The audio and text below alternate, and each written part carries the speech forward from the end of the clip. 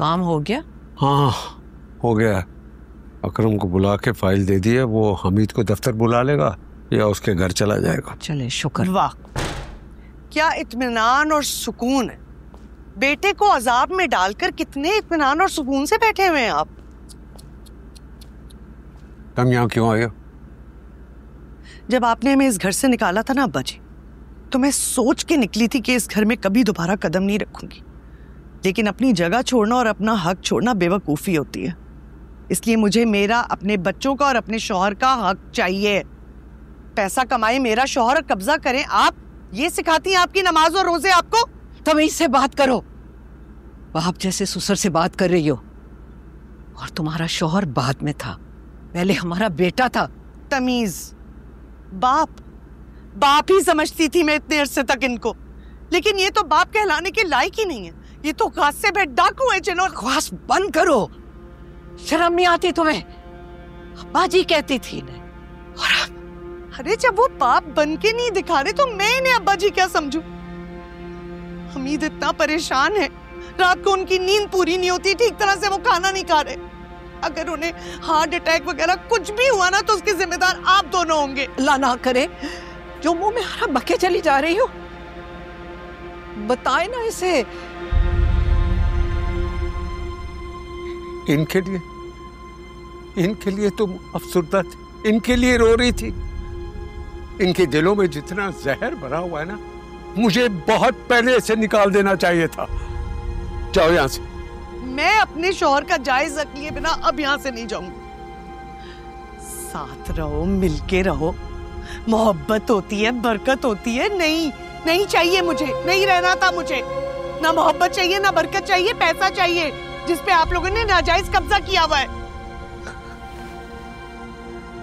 दिल से उतरे हुए लोग ना मोहब्बत के हकदार होते हैं, ना दुआओं की बरकत के। जिस चीज के लिए तुम यहाँ आई हो ना, वो हाथ की मैल है, ऐसा खिसकेगी कि तुम्हें पता भी नहीं चलेगा। जाओ यहाँ से। हाँ, बात करेंगे तो बात खुलेगी ना, इसलिए बात नहीं करते आप लोग मुझसे। बात इसलिए नहीं कर रहा, जो रासा लिहाज है वो कहीं खत्म ना हो जाए। चली जाओ और आइंदा शक्ल मत दिखाना। मैं तो क्या, आपसे अब हम में से कोई भी नहीं मिलना चाहता। कोई भी आपकी शक्ल अब नहीं देखना चाहता। तरसेंगे आप लोग, तड़पेंगे आप लोग।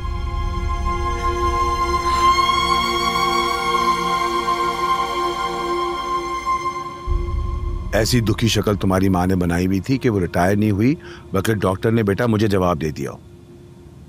ओहो डैडी, कभी कभी आपके जोक्स बहुत खौफनाक होते हैं। अब यही सब हुआ करेगा मेरे साथ। पहले तो आधे दिन की बचत हो जाती थी, अब पूरा दिन इनके खौफनाक जोक्स के साथ गुजारा करना पड़ेगा। तो आप मेरे पास आ जाए। तुम्हारे साथ? नहीं नहीं बेटा। हाँ। क्या हो गया है? आप दोनों मेरे पास आके रह सकते हैं। बेटा नहीं नहीं, कैसा आ गया? आप भी अजीब बातें करते हैं। अस्सलाम वालेकुम। कैस? आओ ना, मम्मी डैडी आए हैं।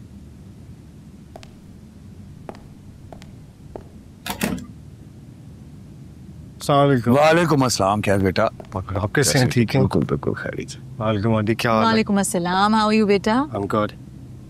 कैस, ये देखो मम्मी क्या कह रही हैं कि वो इस घर में आकर नहीं रह सकती क्योंकि ये उनकी बेटी का घर है। तुम इनसे कहो कि तुम भी उनके बेटे हो और इनका इस घर पे उतना ही हक है जितना मेरी तबीयत कुछ ठीक नहीं है। क्या हुआ बेटा? खैरियत? मतलब अब सर में दर्द हो रहा है। आप लोग प्लीज बातें करें, अब मैं रेस्ट करता हूँ। हाँ जरूर। हो जाता है क्या इसको कभी कभी मिग्रेन? थोड़ा रेस्ट करेगा ठीक हो जाएगा। बेटा गर्मी भी बहुत ज्यादा है, तुम जाके कैस को देखो, उसे किसी चीज की जरूरत तो नहीं। जो भी हमें चलना चाहिए। तुम जाओ कैस को देखो। ओहो, क्या हो गया आप दोनों को? कहाँ जा रहे हैं? मैंने आपके लिए पास्ता बनाया है।